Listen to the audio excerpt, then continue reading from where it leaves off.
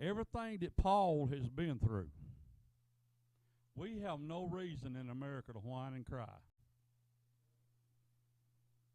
Because this man has went through some stuff. He's been through rejection, plots to kill him, been stoned.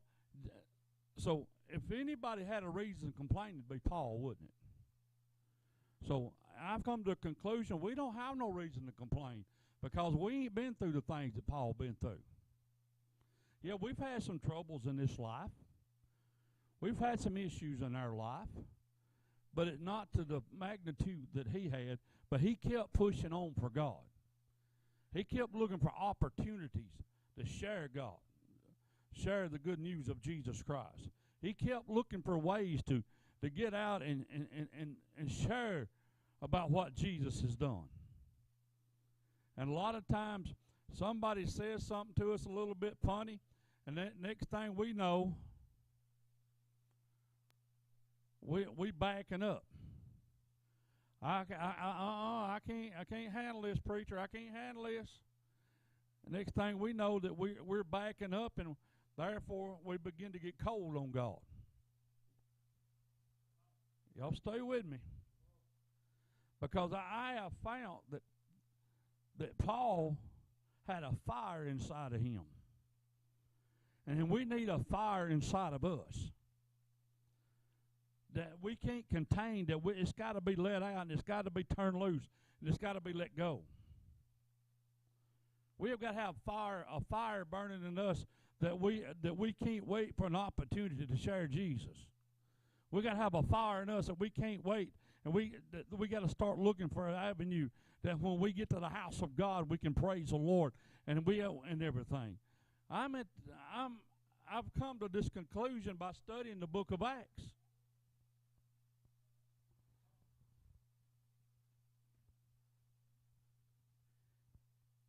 Well, preacher, the book of Acts don't say that. You read enough of it, you'll get the picture of it. If you ask for the understanding of it, you'll get a picture of it. So if you have your Bibles tonight, turn to the book of Acts, chapter 25.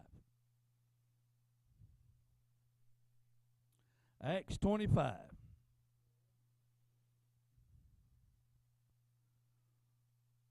And when Festus was come into the province, after 3 days he ascended from Caesarea to Jerusalem. Now he had to come and to take his place, to take his throne as governor. He has come and he's in a position of power now that he can do things that the normal man can't do. But the high priest and the chief of the Jews informed him against Paul and besought him. See, the high priest began to make the accusations to Festus about Paul. They didn't let up on the boy. They kept coming after him. Every time he turned around, they kept coming after him and bringing accusations against him. Folks, I don't know about y'all, but I've had accusations brought against me and everything since I've been living my life for the Lord. But it ain't stopped me from doing what I know is right in my heart with God. You're looking at me, so let me elaborate a little bit on that. One Sunday morning in church, a woman come busting through the back door, making accusations toward me. You remember that, Janice? Making accusations toward me and another man in the church that we had attacked her husband. All we done went sit down and talked to him and told him that he's going to quit acting like a blooming idiot in church. So then they come after us. Well, then there was another time, Brother Nicholson, that me and Janice had been on the road for some time, and we'd been preaching at different places. Then I had been out in Winston County pastoring for a while, and we come back in the church, and a man made a statement. Here comes that wolf in his pack.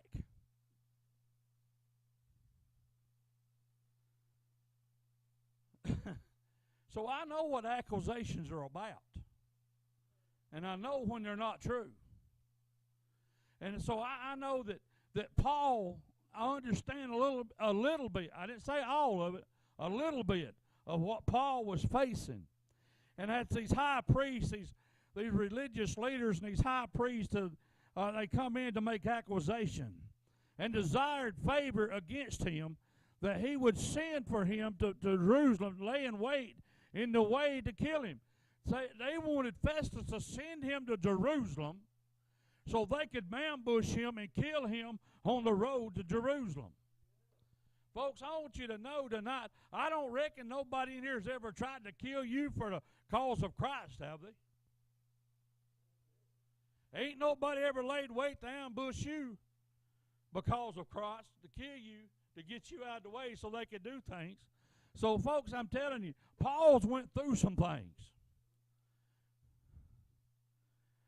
Now, just because people talk about you, people make fun of you, and people laugh at you, that ain't no reason to sit down and quit. That's no reason that we sit down and back up on God. We don't know what persecution is in this country because we've always been a Christian nation. But my friends, let me tell you, you better buckle up. It's coming. It's coming. You say, well, preacher, how do you know it's coming? They fixed to elect a socialist Marxism and a foreigner as the mayor of New York City. It's coming because once it happens in New York, it's going to spread like wildfire. So you know that the days of our persecution is numbered because it's coming. So if Paul can withstand what he went through, we can withstand what we'll go through. Because Jesus was with him, and Jesus will be with us. And if Jesus is with us, who can be against us? And if Jesus is for us, you understand what I'm saying? And greater is he that's in us than he that's in the world. So we are men and women of victory and power today, but we have laid it aside because we're afraid somebody's going to be offended because we named the name of Jesus. Bro, let me tell you something. It don't matter what the world thinks. Our call is to go and spread the gospel to a lost and dying world. But Festus answered that Paul should be kept in Caesarea, and that he himself would depart shortly thither. So he said, Festus had heard enough of the hatred of Paul. He had heard enough of the accusations against Paul. So he wasn't going to send Paul to Jerusalem. He just going to go by himself and get the lowdown of what's going on. Folks, listen, I don't like to hear nobody run you down, Reeford. I don't like to hear nobody run Ronnie Kelso down. Why? Because y'all are my family. Y'all are my church family. Though ain't none of us in here perfect, yet we still love one another. But we don't want to kill one another, but we still love one another. So we'll defend one another. We'll stand for one another. I hope I'm clear of what I'm trying to get across.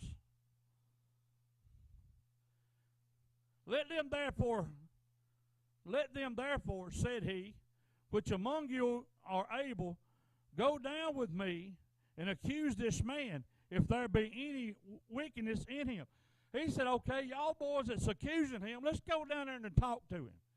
I want you to go with me down there and look at him face to face. Didn't nobody want to go down with him. Didn't nobody want to go there with him. They didn't want to face him. See, it's always been my thing, and I've read it in the Bible. If somebody accuses me of something, I ought to be able to look at him in the face and ask him where he got his information. Well, ain't that logical?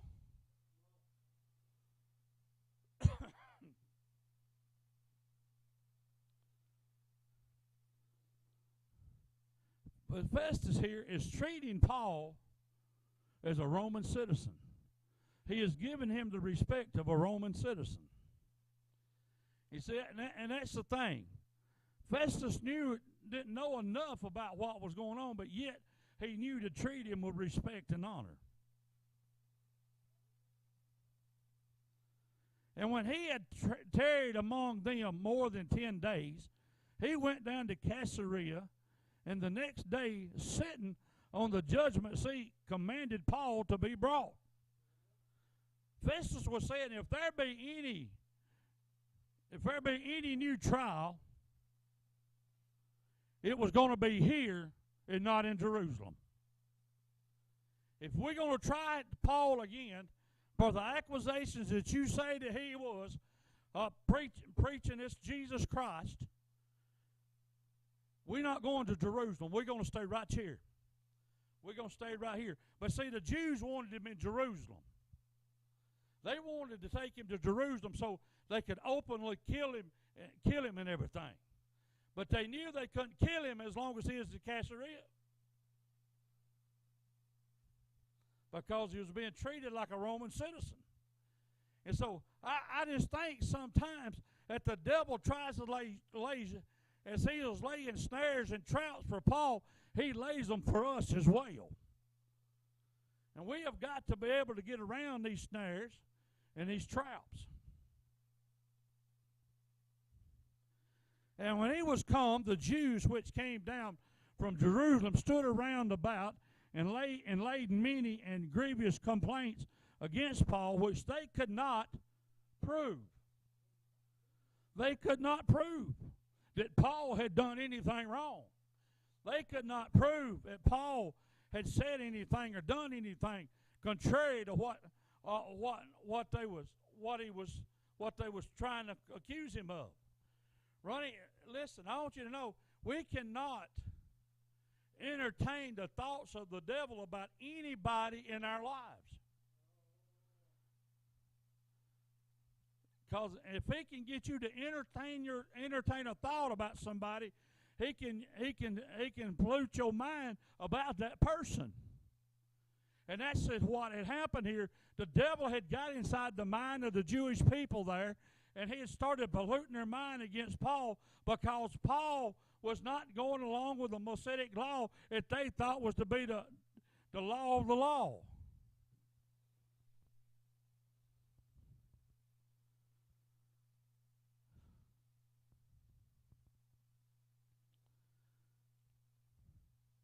But see, they had no evidence against Paul.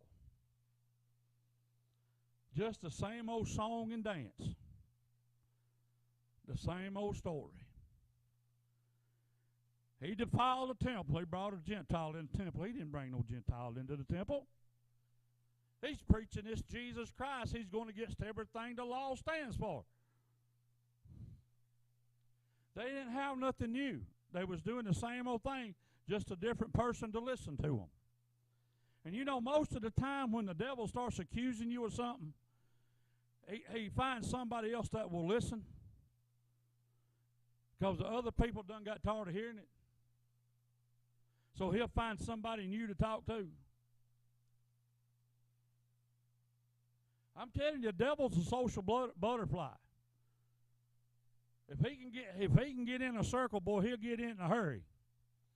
And he can wreak havoc when he gets in there. While he answered for himself, neither against the law of the Jews, neither against the temple, nor yet against Caesar, I have offended anything. I have offended anything at all. He said, y'all, I ain't offended nothing or nobody. But here y'all are accusing me again.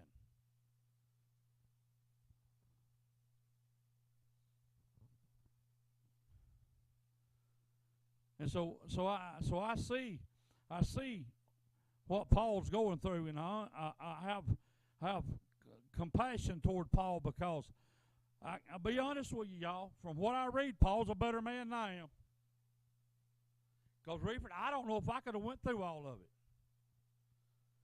I don't know if I could have went through all the accusations. I don't know if I could have went through the stonings and the plots to kill me and not say a word about it. I don't know if I could. I'm being honest with you.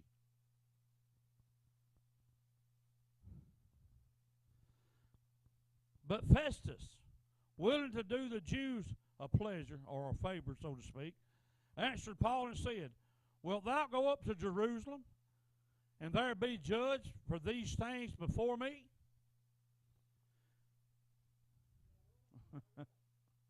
Festus knew that if he could get, if they could and would bring him the same would upon if he could get him to go up there and get rid of him, he knew these same Jews could bring the same accusations against him in Caesarea.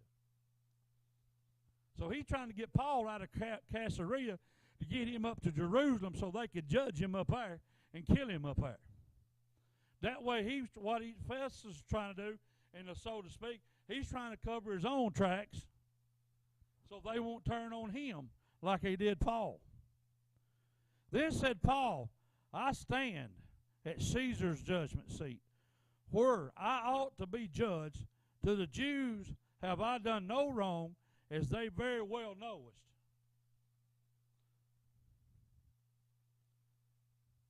Well, Festus compromised his position. So he's telling them he's going to stand before Caesar's judgment seat. And for if I be an offender or committed anything worthy of death, I refuse not to die. But if there be none of these things whereof these accuse me, no man may deliver me unto them.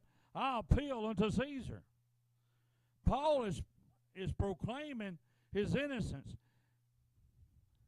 It was God's will that Paul would stand before Caesar and not the Jews. But I want you to know, as we get on down into this, as we see every time, if they think they have got Paul cornered, God makes a way for Paul to minister in a powerful and mighty way. And not to one or two people, Reefer, but to multitudes of people at one time. So every time, guys, that we think we're getting hammered down or choked down, just remember, God's preparing you for an opportunity to speak to more than one person and to lead more than one person. Then Festus, when he had conferred with the council, answered, Hast thou appeared unto Caesar? Unto Caesar shalt thou go.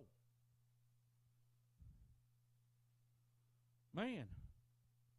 So he's telling him, if you want to be judged at Caesar and the seat of Caesar, then we'll go there. That's where you'll go. And that's where you'll be judged. And that's what Paul was asking for. And after certain days, King Agrippa and Bernice came unto Caesar to salute Festus.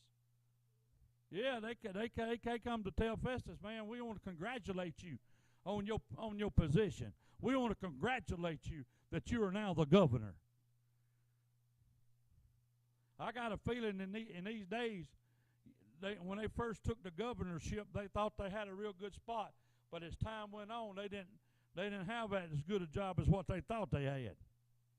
And when they had been there many days, Festus declared Paul's cause unto the king, saying, There is a certain man left in bonds by Felix. King Agrippa, his great-grandfather, tried to kill Jesus when he was a baby. His grandfather cut the head off of John the Baptist. His father martyred the first apostle, James. Now Paul is in the crosshairs of Herod Agrippa again. I'd hate to know that my family lineage was about killing God's people.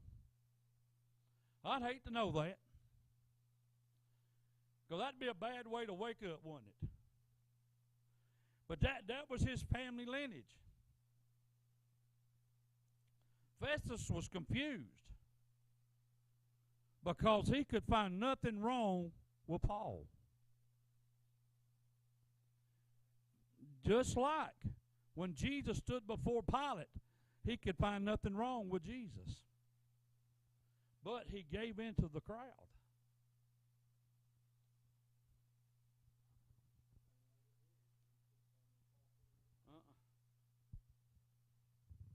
None at all.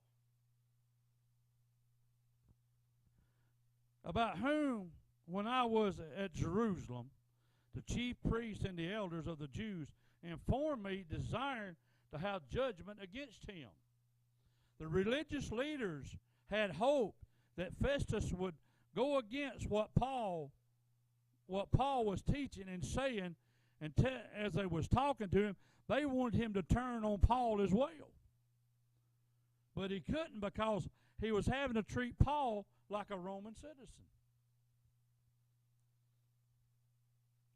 To whom I answered, it is not the manner of the Romans to deliver any man to die, before that he which is accused have the accusers face to face, and have license to answer for himself concerning the crime laid against him.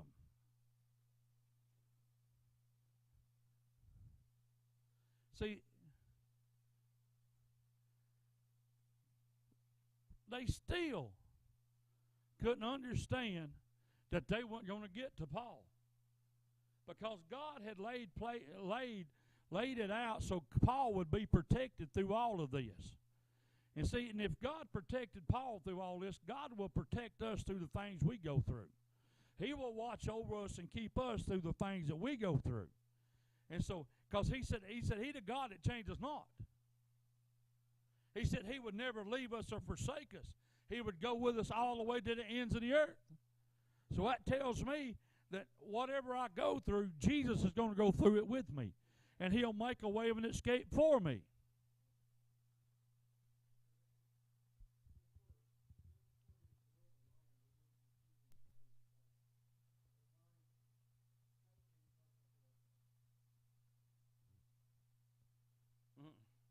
He sure can't.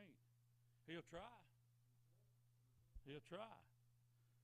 Therefore, when they were come hither, without any delay on the morrow, I sat on the judgment seat, and command the man to be brought forth. So he's sitting there, and he said to me, all right, now I'm telling you, bring this man forward. Festus and Agrippa did not understand the charges again, but they wanted to bring him forward to hear what Paul had to say. Folks, I want you to know, Paul might have been a man small in stature, but he was a man big in faith. He knew what God had done told him, so he was going to stand his ground. Against whom, when the accusers stood up, they brought none accusation of such things as I supposed. They didn't have nothing to say, had nothing to say,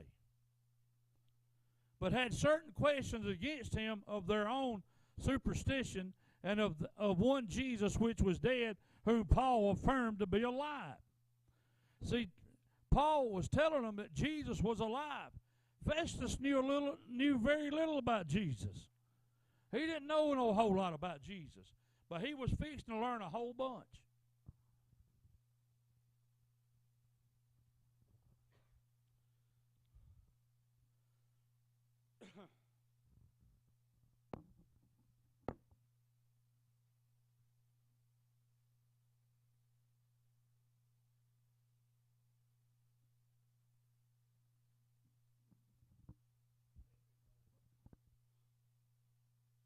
Verse 20, right? And because I doubted of such manner of questions, I asked him whether he would go to Jerusalem and there be judged of these matters. But when Paul appealed to be reserved unto the hearing of Augustus, I commanded him to be kept till I might send him to Caesar. So he's telling him, he said, man, I've kept him down. I've kept him locked up. I ain't let him out. Then Agrippa said unto Festus, I would also hear the man myself tomorrow. And said he, thou shalt hear him. And on the morrow, when Agrippa was come and Bernice with a great pomp, I just want to know what that pomp means to me, crowd.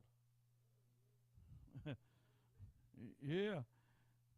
And was entered into the place of hearing of the chief captains and the principal men of the city at Festus' commandment, Paul was brought forth. Now, Paul was brought forth, another great opportunity for Paul. Another great opportunity, once again, for Paul to share Jesus Christ in an auditorium filled with the religious leaders of the time, filled with the hierarchy of the people of the city of that time. And Paul's fixing to get to preach to them. A lot of important people around Caesarea was there, and Paul's fixing to address the crowd, and he's fixing to tell them about the death and burial, the resurrection of Jesus Christ. He's fixing. God had this in plan. You say, well, how you know? Because if you read it and watch, God had this planned out. And what he had planned out is for them to be in this place at this time with all these religious leaders and all these big hierarchy of people, for Paul to present the gospel of Jesus Christ. See, God is preparing somewhere for each one of us to present Jesus Christ to somebody.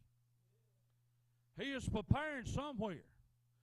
And we got to step up and do what God has prepared for us to do.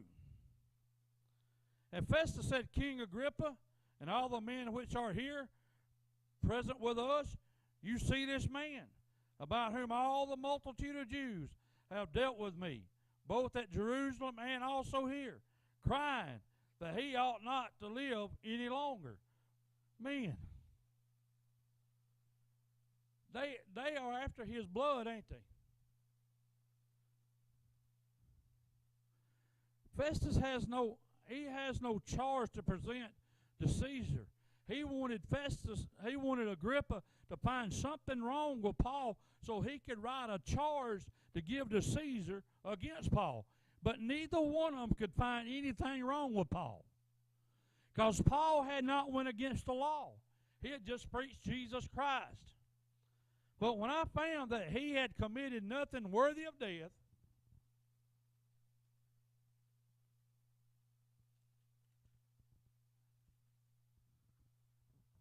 and that he himself hath appealed to Augustus, I have determined to send him. He is determined that he's going to send him to Caesar,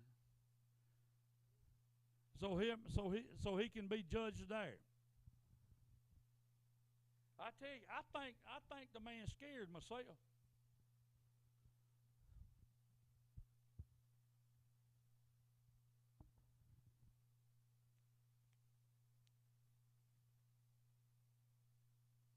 I could be wrong. I have been wrong many a times. And I could be wrong again.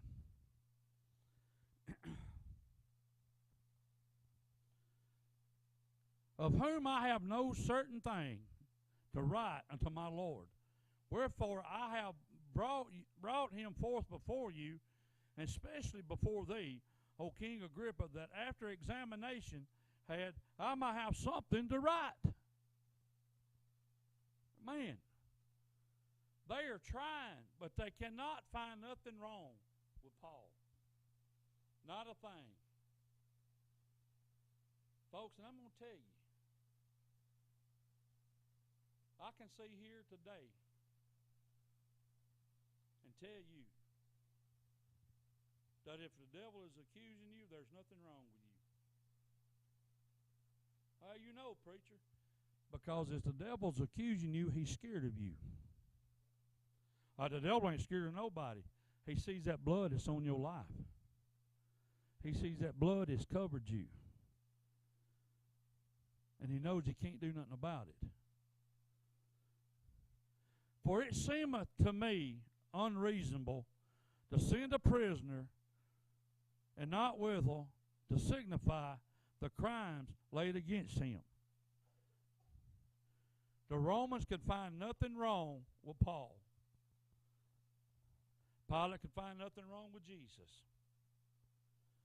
But religion always finds something wrong to hang their hat on. Religious people will tell you you can't when Jesus tells you you can.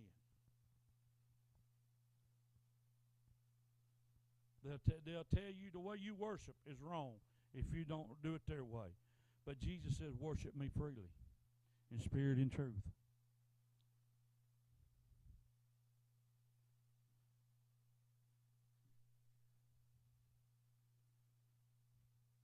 And guys, I'm telling you, I tell people all the time right here at Lebanon Church of God, we're different. Because if you hear, you have all the liberty in the world to obey the Lord.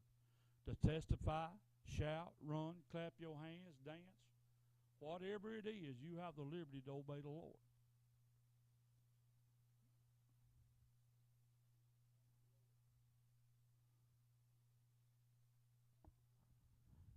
So, guys, like I said, I've learned a lot about Paul. We got just a couple more chapters to go in this, but I've learned a lot about Paul. I learned a lot about what he's went through. I've read it before, Reefer, but I ain't never slowed down long enough reading it to study it and find out what's going on in it. And here Paul is. Yeah. So Paul's went through some stuff.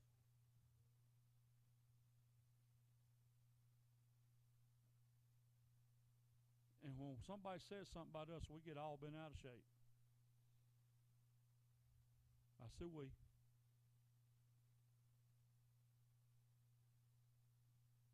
But Paul kept chugging along. He kept plugging along. He kept talking. He kept telling. Just because he was put in prison and just because he was locked up, it didn't stop him from talking about Jesus. And it didn't stop him from sending his letters out.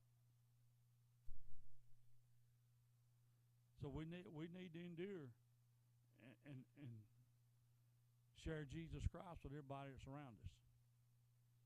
Some of them ain't going to hear it. Some of them are going to tell you to shut up. Some of them will tell you to back off and leave me alone. That's all right. You done your part. You tried. You tried. God's good, isn't